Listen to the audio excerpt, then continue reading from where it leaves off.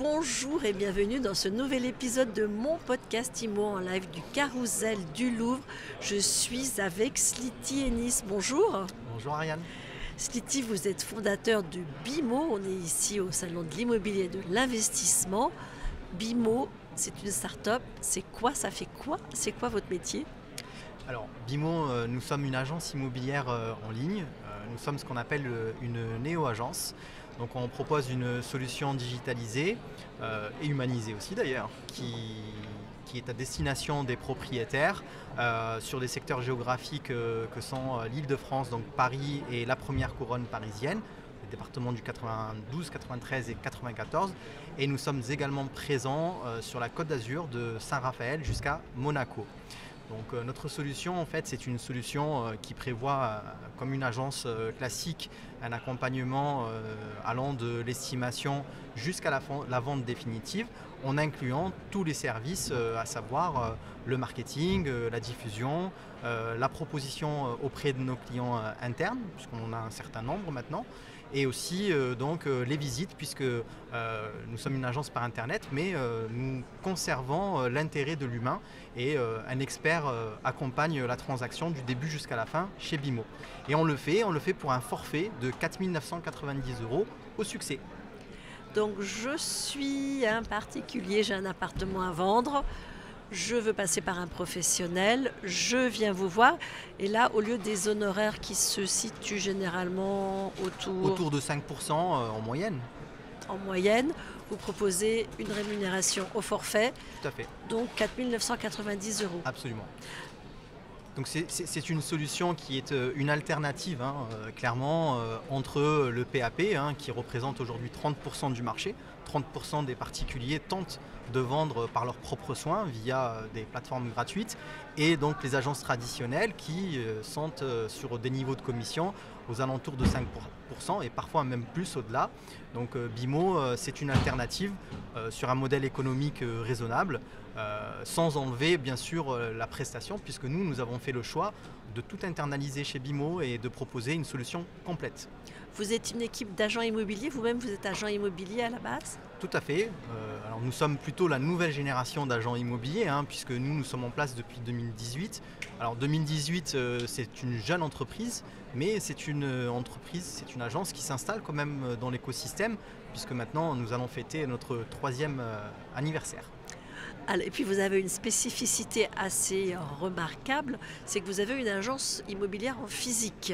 Exactement, tout à fait. Donc sur les deux régions sur lesquelles nous sommes positionnés, donc pour l'Île-de-France, nous avons fait le choix d'avoir des bureaux dans le 14e arrondissement pour couvrir l'ensemble du périmètre. Mais en revanche, sur la Côte d'Azur, par exemple, nous avons fait le choix d'ouvrir une agence physique.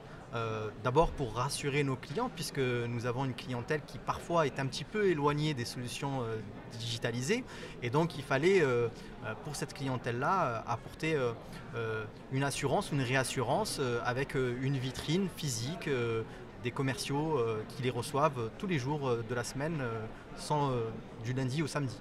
En 3 ans, Sliti Ennis, vous avez réalisé combien de transactions? Vous en êtes où dans votre développement?